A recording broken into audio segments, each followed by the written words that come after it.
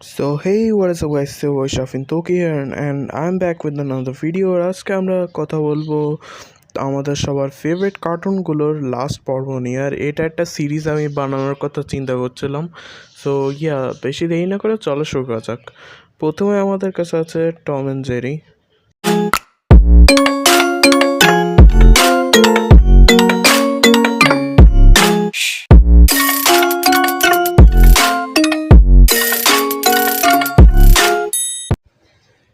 তো Tom and জেরির last episode, Tom আর জেরি দুজন অনেক ভালো বন্ধু হয়ে যায়। অনেক বছরের ঝগড়াঝাটির পরে তারা দুজন অনেক ভালো বন্ধু হয়ে যায়। তো টমের কেসে হয় কি, টমের একটা মেয়ের সাথে একটা মেয়েকে অনেক পছন্দ করা শুরু করে, কিন্তু সেই মেয়েটা তাকে ধোঁকা দিয়ে অন্য আরেকজনের সাথে চলে যায়। অন্য আরেকজনের সাথে ডেট করা শুরু করে। আর এটা দেখে টম মোটেও সহ্য হতে পারে না। আর জেরি তাকে বিভিন্নভাবে সাহায্য করার চেষ্টা করে, কিন্তু সে তার কোনো রকম কথাই সে শোনে না।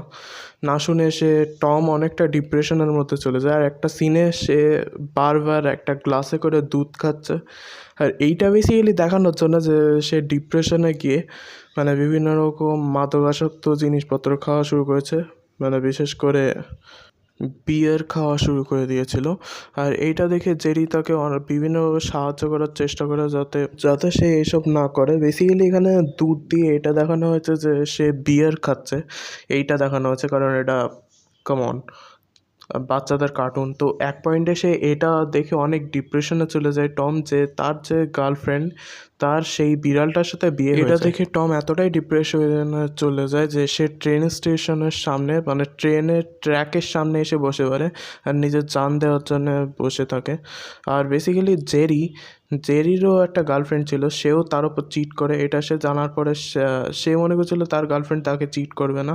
সে যখন দেখতে পায় তার গার্লফ্রেন্ডও চিট করেছে, তখন জেরি অনেক অবাক হয় আর ঠিক করে সেও তার জান দিয়ে দেবে টমের সাথে।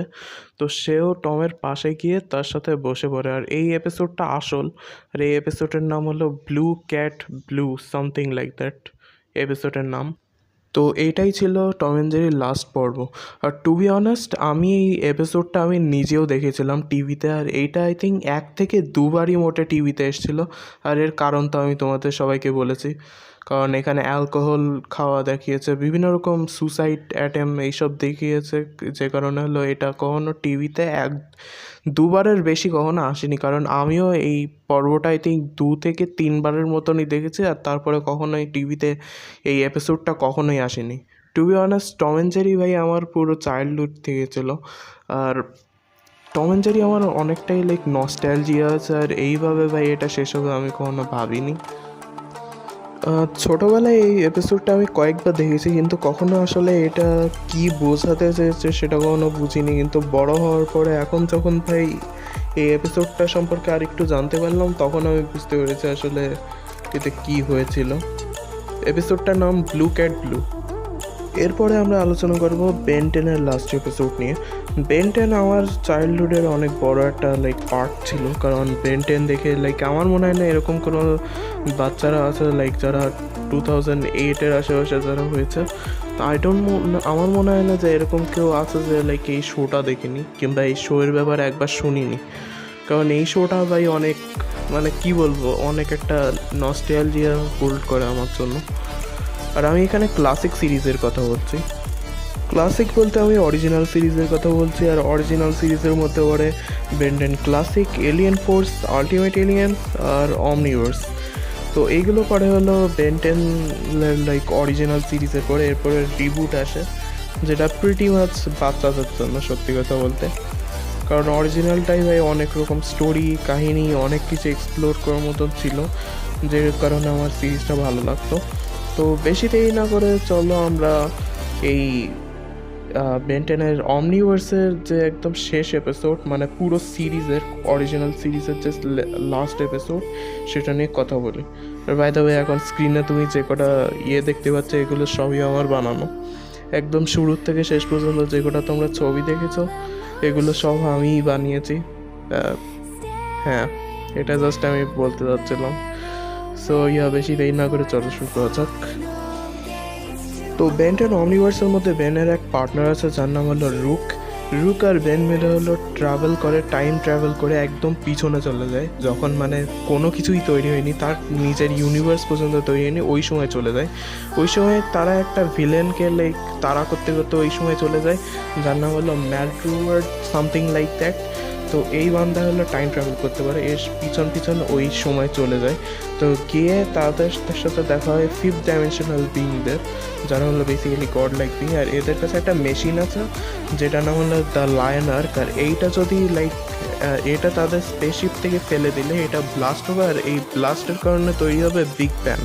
আর বিগ ব্যাংয়ের মাধ্যমে পুরো বেন্টেনের পুরো ইউনিভার্স তৈরি হবে। সো তৈরি হয়েছিল মেনলি এইভাবে।